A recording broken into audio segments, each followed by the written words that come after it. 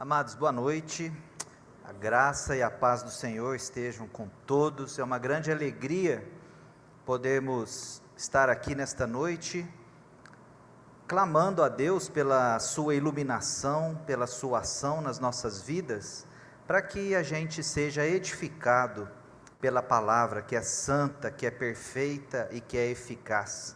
Então eu convido você a abrir sua Bíblia no Evangelho de João, capítulo 1, Evangelho de João, capítulo 1, eu farei a leitura do versículo 43 ao 51, você pode acompanhar.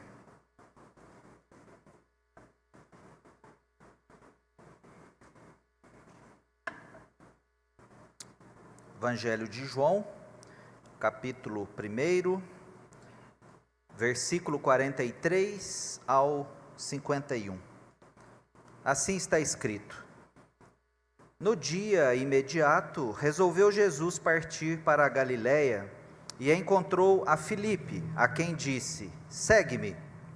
Ora, Filipe era de Betsaida, cidade de André e de Pedro. Filipe encontrou a Natanael e disse-lhe: Achamos aquele de quem Moisés escreveu na lei e a quem se referiram os profetas, Jesus, o Nazareno, filho de José. Perguntou-lhe Natanael: De Nazaré pode sair alguma coisa boa? Respondeu-lhe Filipe: Vem e vê. Jesus viu Natanael aproximar-se e disse a seu respeito: Eis um verdadeiro israelita, em quem não há dolo. Perguntou-lhe Natanael: De onde me conheces? Respondeu-lhe Jesus: Antes de Filipe te chamar, eu te vi, quando estavas debaixo da figueira. Então exclamou Natanael: Mestre, tu és o Filho de Deus, tu és o Rei de Israel. Ao que Jesus lhe respondeu: Porque te disse que te vi debaixo da figueira, crês? Pois maiores coisas do que estas verás. E acrescentou: em verdade vos digo, que vereis o céu aberto e os anjos de Deus subindo e descendo sobre o Filho do homem. Oremos. Senhor, nosso Pai amado, obrigado, Senhor, pelo privilégio de estarmos diante da Tua palavra. Obrigado, Senhor, porque essa palavra é santa, essa palavra é aquela que liberta, é aquela que instrui e que dá direção para as nossas vidas. Obrigado, Senhor, por cada pessoa aqui presente, por cada família, obrigado por essa igreja, por essa comunidade. E que o Senhor abençoe também aqueles que, porventura, estão nos assistindo pelos canais de comunicação. Assim oramos, Pai, e te pedimos a iluminação do Teu Santo Espírito, no nome de Jesus. Amém. Amém. Queridos, antes de iniciar aqui no texto propriamente, é importante a gente esclarecer a respeito de Natanael, a respeito de quem era Natanael. Há uma convergência pelos teólogos, inclusive nas pesquisas que a gente faz, inclusive dos pastores da nossa denominação presbiteriana, de que Natanael é aquele que nos evangelhos sinóticos, o evangelho de Mateus, de Marcos e de Lucas, é chamado de Bartolomeu. Então há um consenso de que Natanael e Bartolomeu são a mesma pessoa.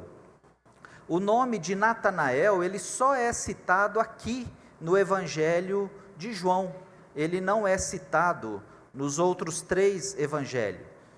Normalmente, quando lista os apóstolos, sempre depois de Filipe está Bartolomeu. E aqui nós temos Filipe anunciando a Natanael que há, portanto, como eu disse, uma convergência de que se trata de Bartolomeu enfim, são a mesma pessoa. A questão que nós iremos tratar nesse texto é muito interessante, porque esse texto ele nos permite aprender algumas lições importantes, como, por exemplo, que para anunciar o nome de Jesus, nós precisamos ter ousadia e precisamos anunciar com certeza e com convicção. Nós veremos também que um coração sincero diante de Deus é algo muito valioso. E nós veremos ainda que as promessas do Senhor Jesus e a obra que o Senhor Jesus faz na nossa vida é algo que deve nos encher de esperança. Então, notem que nós temos aqui um texto muito rico, um texto que nos permite extrair bastante ensinamentos para a nossa edificação e para a nossa alegria diante da palavra de Deus. O texto, ele é uma sequência aqui de discípulos que seguiam João Batista. Se a gente voltar um pouquinho aí, a gente vê que João estava na companhia dos seus discípulos, aqui ainda falando de João Batista, e 2 discípulos seguiram Jesus, porque João Batista anunciava Jesus, eis o Cordeiro de Deus. Então, esses discípulos, que aqui um pouquinho antes, aqui no verso 40, são nominados como André, irmão de Simão Pedro, e o próprio Simão Pedro. Então, nós veremos aqui algo que aconteceu tanto na anunciação, tanto no anúncio do Evangelho a Pedro por parte de André, como também no anúncio do Evangelho por parte de Filipe a Natanael. Quando a gente lê esses textos aqui de maneira rápida, às vezes a gente não percebe, mas a gente nota aqui aquelas palavras que o escritor de Hebreus escreve no capítulo 11, quando ele fala da natureza da fé. O escritor aos Hebreus, ele fala da natureza da fé como certeza e convicção. Então, notem que certeza e convicção estão intimamente ligados à nossa fé. Nós precisamos ter certeza, precisamos ter convicção naquilo que nós cremos. Nós precisamos entender que falar de certeza e de convicção nos tempos atuais não é algo tão simples e tão pouco é algo, às vezes, aceito na nossa convivência diária. A gente vive num mundo que é permeado pelo relativismo, permeado por questões em que você não pode ter uma opinião muito firme, porque senão você pode acabar magoando alguém. Então isso leva as pessoas a agirem de certa forma como aquele politicamente correto. Você acaba flexibilizando as suas ideias, você acaba sem perceber flexibilizando a sua certeza e a sua convicção, com receio muitas vezes de magoar alguém. Mas a gente vê aqui no texto que não.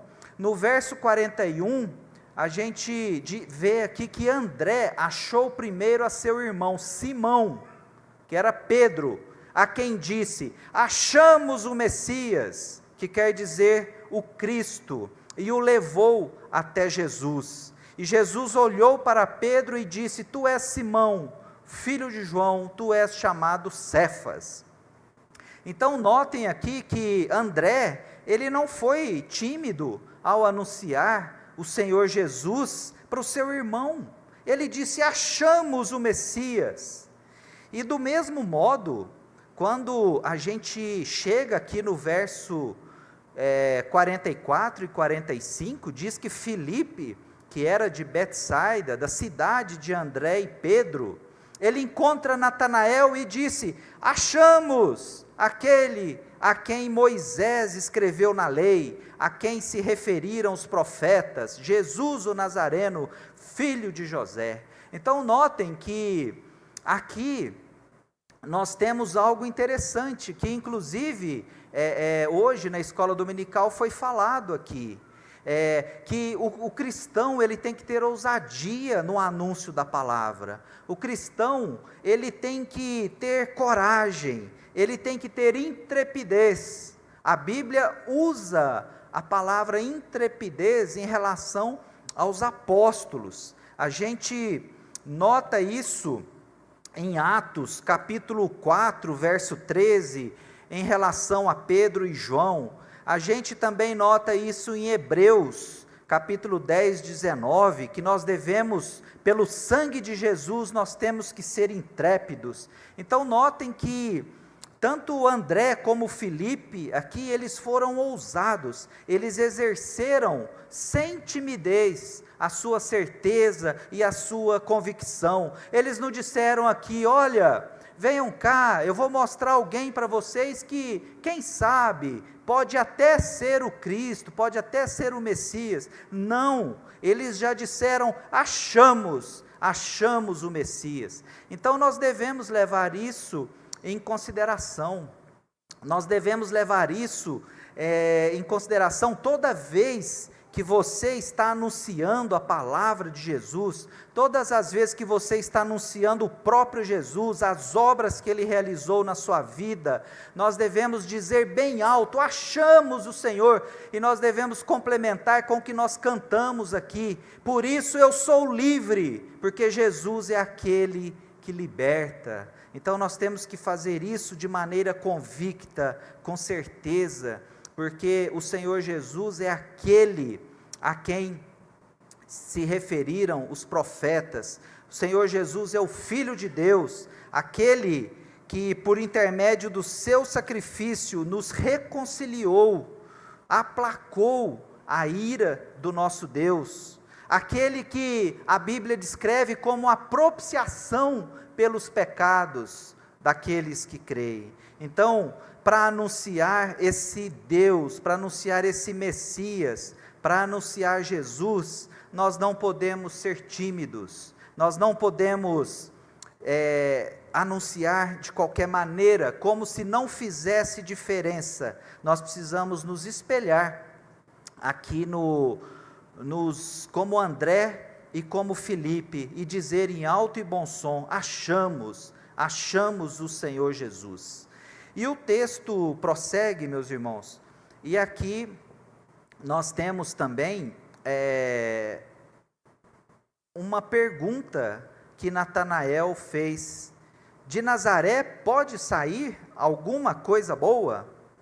Então, aqui nesse ponto, nesse questionamento, nesta pergunta, é que a gente já entra no outro ponto. Depois que a gente viu a respeito da questão da ousadia, a respeito da intrepidez, aqui a gente está diante de alguém que questionou, alguém que fez uma pergunta que poderia ser considerada algo como uma blasfêmia, algo como uma ofensa ao Senhor Jesus. Afinal de contas, ele perguntou: mas de Nazaré pode sair alguma coisa boa? E Filipe respondeu: vem e vê. Bom, a respeito dessa pergunta, nós temos algumas colocações para fazer. Antes de mais nada, a gente precisa entender que o próprio evangelista Lucas, no capítulo 4, ele fala que quando Jesus, ele voltou para Nazaré, porque Jesus foi criado em Nazaré. Vocês se lembram que, por orientação do anjo do Senhor, José e Maria, eles foram para o Egito, e depois da morte do imperador, eles voltaram, e por orientação do anjo, eles foram para as terras da Galileia, e eles foram para Nazaré. É por isso que está escrito que Jesus foi criado ali. Então, quando pequeno, Jesus esteve em Nazaré. Porém, aqui no capítulo 4 de Lucas, a gente percebe que quando o Senhor Jesus, capítulo 4, 16 de Lucas, quando indo para Nazaré, onde fora criado, Jesus entrou numa sinagoga, e Jesus leu o livro do profeta Isaías. Então Jesus anunciou para eles que a profecia estava se cumprindo. Jesus disse-lhe que ele estava ali cumprindo a profecia, e havia também ali doentes que foram curados, mas está escrito lá no verso 28, que aqueles que estavam na sinagoga, ouvindo essas coisas, se encheram de ira, e levantando-se, expulsaram Jesus da cidade.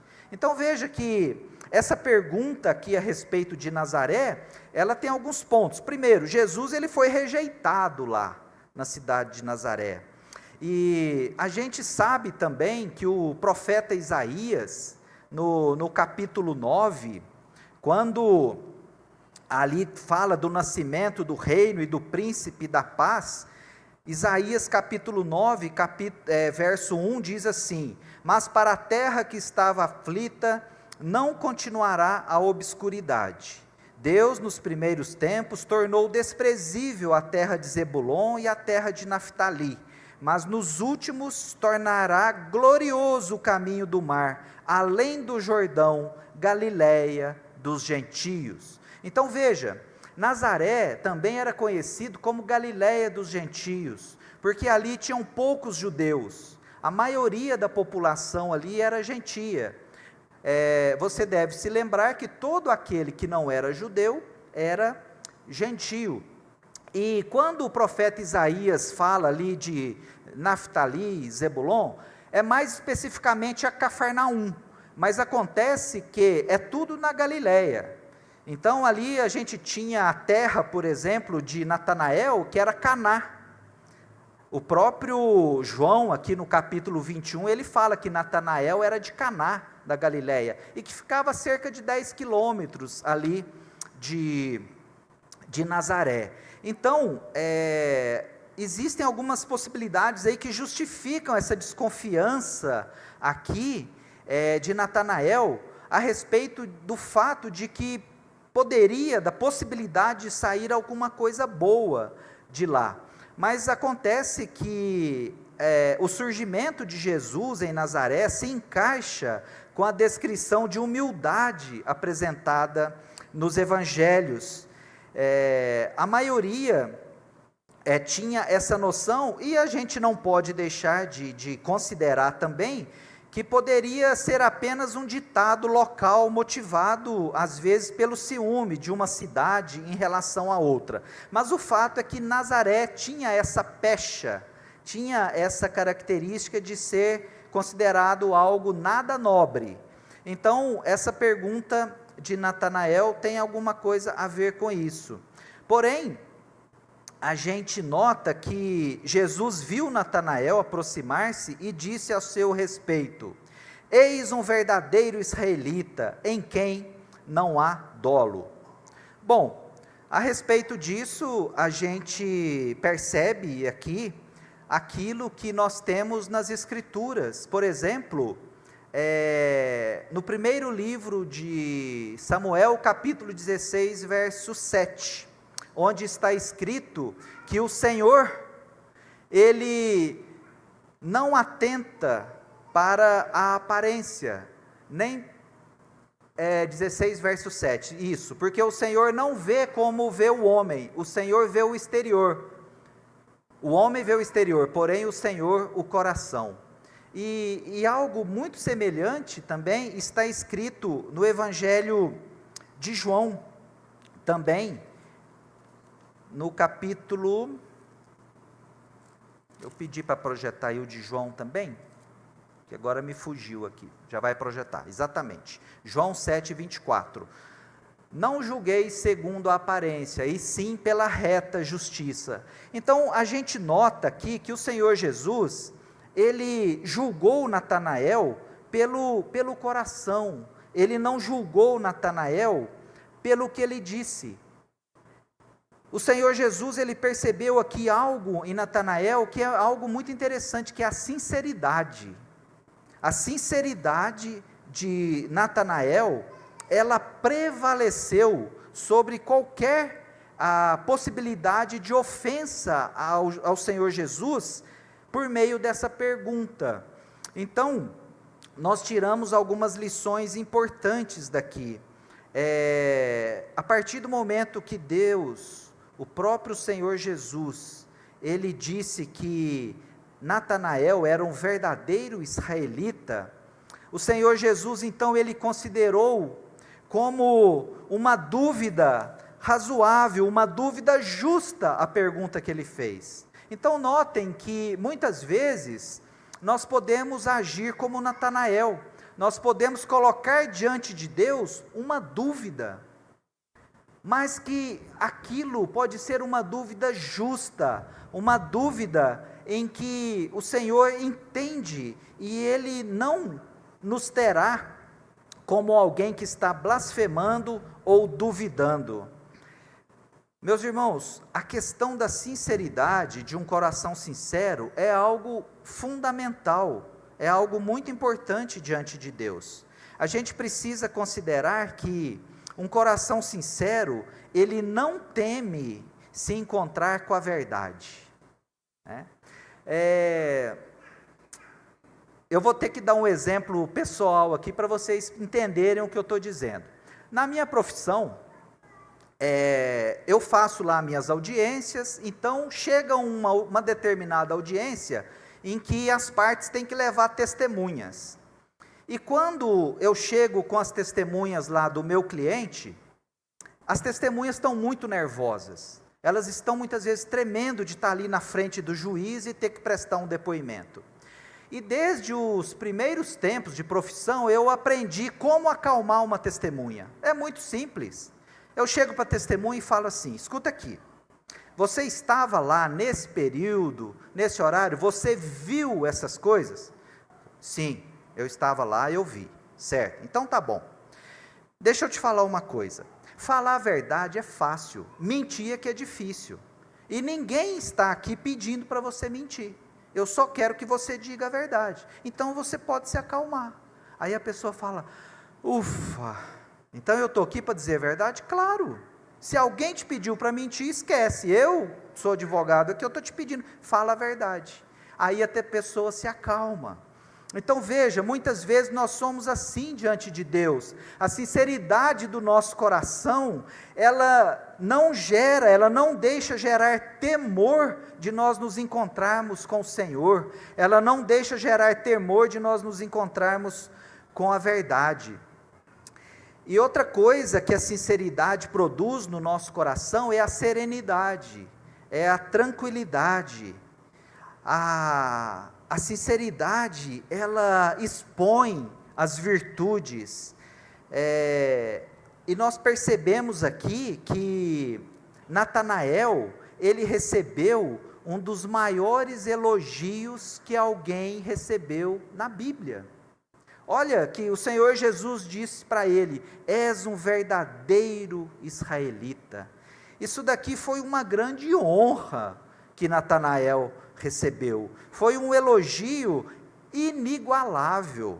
Então notem que a partir desse elogio, Natanael, nós aprendemos outras coisas, e essas duas questões que eu vou falar agora, foi através, eu estava assistindo uma pregação, outro dia, eu não me lembro, o pastor da nossa igreja, chama João Erió, alguma coisa assim, e nesse texto, ele colocou duas coisas aqui que eu não tinha pensado, né? E aí eu falei assim, puxa, que interessante, né? Ele colocou aqui o seguinte, que serve muito para a nossa realidade.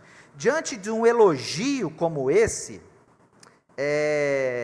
nós às vezes reagimos mal, nós às vezes não sabemos reagir adequadamente, nem diante de um elogio, nem diante de uma crítica. Por isso é necessário a serenidade.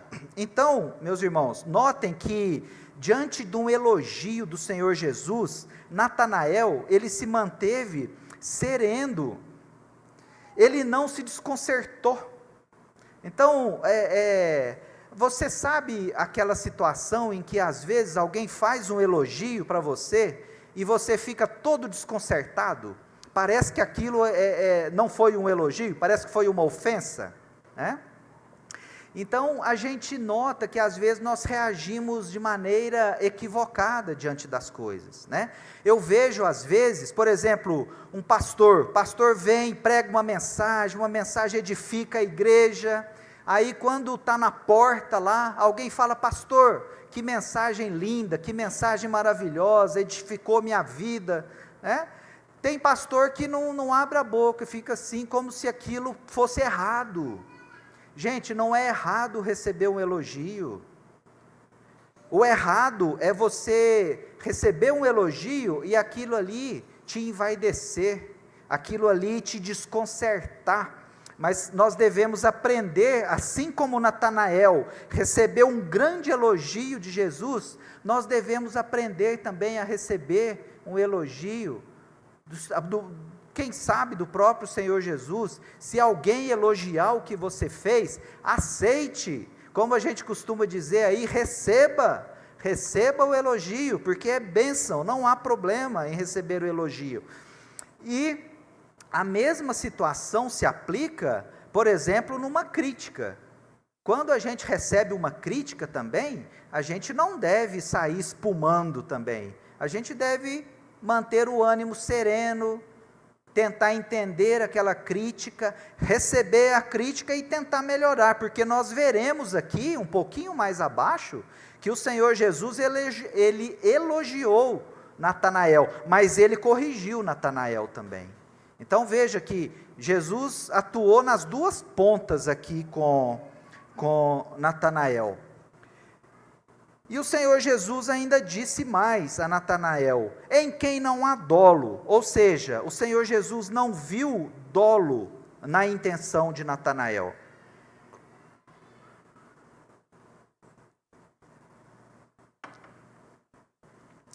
Nesse ponto aqui, nós veremos o que está escrito em Gênesis 27, 35, nós veremos o que é dolo e o que não é dolo.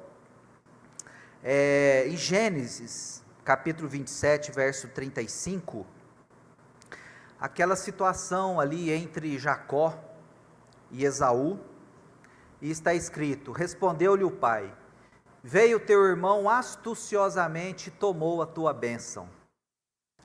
Esse astuciosamente aí é dolo, viu? Isso aí é o dolo. Então vejam que Jacó, antes de ter o nome mudado para Israel, Jacó, ele era chamado de enganador, ele agia com astúcia. Então notem que Jesus fez aqui um paralelo aqui, ele falou assim: olha, em você, Natanael, não há dolo. Então notem que, assim como nós falamos aqui hoje de manhã, o nosso irmão Zildo, o presbítero Rafael, o presbítero Zildo, em que o apóstolo Paulo, ele dizia: sede meus imitadores, assim como eu sou de Cristo. Veja, nós estamos aqui diante de alguém que merece ser imitado, alguém que recebeu do Senhor Jesus aqui uma afirmação maravilhosa: você é um verdadeiro israelita, em quem não há dolo. Então nós devemos ter em mente que um coração sincero, ele tem muito valor diante de Deus.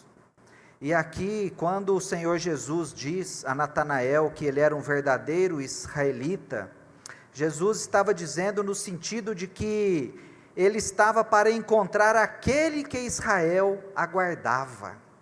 Então, por isso ele era um modelo, por isso ele era um verdadeiro israelita, porque ele aguardava aquele a quem Israel anunciava que viria. E então Natanael estava entre aqueles que teve o coração sincero, despertado por Deus, para poder ter os olhos abertos e enxergar. E aqui, Natanael, então, pergunta: de onde me conheces? Respondeu-lhe Jesus: antes de Filipe te chamar, eu te vi, quando estava debaixo da figueira. Então exclamou Natanael: Mestre, tu és o Filho de Deus, tu és o Rei de Israel. Então, o texto mostra que Natanael, ele não ficou desconcertado diante de Jesus. E ele disse: de onde o Senhor me conhece? Então, a resposta de Jesus, ela deixa claro aqui que houve uma revelação sobrenatural do Senhor Jesus em relação a Natanael. Porque o Senhor Jesus disse: eu te vi quando estavas debaixo da figueira. Então, Natanael, ele se encheu de certeza e de convicção, e ele não se conteve, e assim como os outros, assim como Filipe, assim como André disseram: achamos o mestre, ele também reconheceu: mestre, tu és o Filho de Deus, tu és o Rei de Israel. Então, nós temos aqui a confirmação de que Natanael, ele havia entendido, ele havia compreendido e ele havia experimentado o sobrenatural de Deus na vida dele. Então, isso traz para nós lições e questionamentos. Você tem notado o sobrenatural de Deus na sua vida? Ou você tem andado cético, buscando mais e mais evidências do agir de Deus na sua vida? Lembre-se que Jesus pode agir tanto de maneira sobrenatural, como Ele pode agir de uma maneira mais simples aos nossos olhos, porque Ele é Deus, é Ele quem escolhe como agir, é Ele como escolhe. Por Ele ter nos chamado primeiro, por Ele ter nos escolhido, Ele vai escolher como abrir os nossos olhos, como quebrar o nosso coração de pedra, como tirar as escamas dos nossos olhos, para que a gente possa dizer: mestre, tu és o Filho de Deus, tu és o Rei de Israel, mas não dizer de uma maneira banal, dizer com o coração cheio de alegria. E no versículo 50, está escrito que é o que Jesus respondeu: porque eu te disse que te vi debaixo da figueira, crês? Pois maiores coisas do que estas verás. Então, meus irmãos, a gente viu que para anunciar o nome de Jesus, é preciso ter ousadia, é preciso ter intrepidez, é preciso ter certeza e convicção.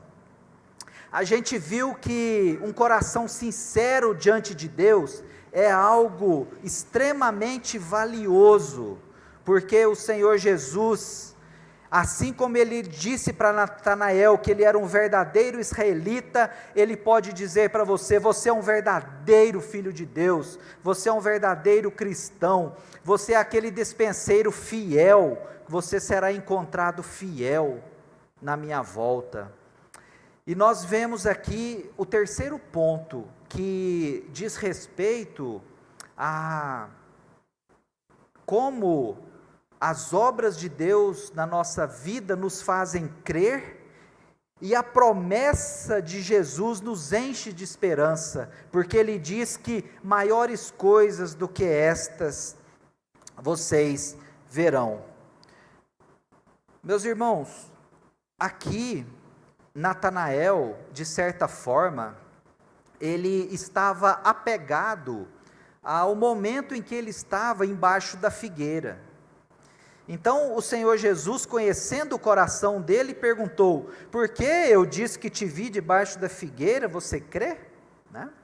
Então essa pergunta ela é pertinente para nós hoje, nas nossas vidas.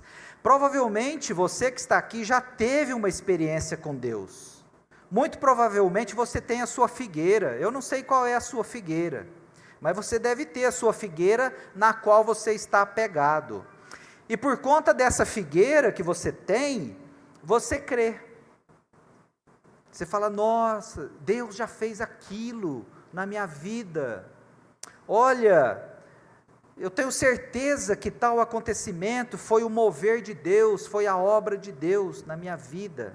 Então, quando a gente fala isso, não tem nada de errado. Significa que a gente reconhece o agir de Deus na nossa vida. Mas aí o Senhor Jesus pergunta para nós: mas por isso você crê? Né? Então, o que o texto nos mostra aqui é como que nós somos tímidos, como que tantas e tantas vezes nós nos apresentamos como crentes, como cristãos cabisbaixos, porque às vezes dá a impressão de que a gente fala assim: sim, o Senhor já realizou milagres na minha vida, Ele já fez coisas extraordinárias, Ele me deu a salvação em Cristo Jesus, então agora é só eu esperar sentado a morte chegar. Mas não, meus irmãos, o texto aqui está dizendo que maiores coisas do que estas verás. Então a gente precisa acreditar nisso. Esse texto aqui, ele nos move, ele nos faz entender que nós precisamos ter esperança. O povo cristão é um povo que é conhecido por ter esperança. O cristão é conhecido pela fé, pela perseverança, pela experiência que conduz a nossa vida numa linha contínua. Então, a gente não pode se apegar à nossa figueira e achar que o Senhor já realizou tudo o que Ele tinha para realizar na nossa vida. Não. Quando o Senhor Jesus diz aqui que maiores coisas do que estas verás, Natanael viu, por exemplo, o Senhor Jesus pregar. Você conhece, por exemplo, e já ouviu falar que Charles Spurgeon é conhecido como o príncipe dos pregadores. Porém, Natanael viu o Senhor Jesus pregar. Com todo respeito, mas a pregação de Charles Spurgeon não é nada, mesmo sendo o príncipe dos pregadores, a pregação dele não é nada perto da pregação de Jesus. A minha pregação não é nada perto da pregação de Jesus. Então, o que o Senhor Jesus está dizendo aqui é o seguinte: vocês deixem de ser tímidos. Vocês acham que porque vocês já viram o sobrenatural de Deus em algum momento, vocês acham que agora é só cruzar os braços e esperar a morte chegar? Não, avivem-se, acreditem que Deus tem coisas grandiosas para fazer na vida de vocês. Ergue a cabeça. O crente, ele tem que andar de cabeça erguida, ele tem que ter certeza, ele tem que ter convicção. Quando a gente for falar de alguém, a gente tem que dizer, anunciar Jesus: achamos o Senhor Jesus. A gente tem que dizer isso de uma maneira que glorifique o nome de Deus, para que Ele diga para cada um de nós: este é um verdadeiro cristão. É isso, meus irmãos. E por fim, o próprio Senhor Jesus acrescentou no verso 51, em verdade vos digo que vereis o céu aberto e os anjos de Deus subindo e descendo sobre o Filho do Homem. Aqui uma referência, mais uma referência a Gênesis, dessa vez 28, 12, ali quando Jacó sonhou, eis posta na terra uma escada, cujo topo atingia o céu, e os anjos de Deus subiam e desciam por ela. E Jacó nomeou aquele lugar ali de Betel. Então aqui uma referência a Betel, uma referência àquele lugar santo. Então, meus irmãos, eu gostaria que vocês meditassem nesse texto, durante a semana, faça a leitura desse texto, aplique na sua vida essas lições práticas que nós verificamos aqui de forma simples, de que nós temos que ter ousadia, nós temos que ter certeza, nós temos que ter convicção, a gente não pode ser crente titubeante, de um lado para o outro. A gente tem que ser bússola, a gente não pode ser biruta de aeroporto. Sabe a biruta de aeroporto? Ela fica, vai para lá, vai para cá, o vento está para lá, está para cá. O crente, ele é bússola, ele não é biruta de aeroporto. E a gente precisa entender que um coração sincero diante de Deus, ele é aceito porque o Senhor, ele conhece a nossa intenção. O Senhor, ele não é como o homem que vê o exterior, o Senhor vê o nosso coração. E nós precisamos nos alegrar com tudo aquilo que o Senhor já realizou na nossa vida e dizer que nós temos esperança, que nós cremos que muitas outras maravilhas nós veremos, não porque eu estou dizendo, mas porque está escrito na palavra de Jesus, na palavra de Deus. Que o Senhor os abençoe, no nome de Jesus. Amém, meus irmãos? Meus queridos, eu vou convidá-los a ficar de pé, e eu vou convidar aqui o reverendo Salvador, que nos visita essa noite. Reverendo Salvador, por favor, se você puder se colocar de pé, o reverendo vai orar e impetrar a bênção para a gente encerrar o nosso culto.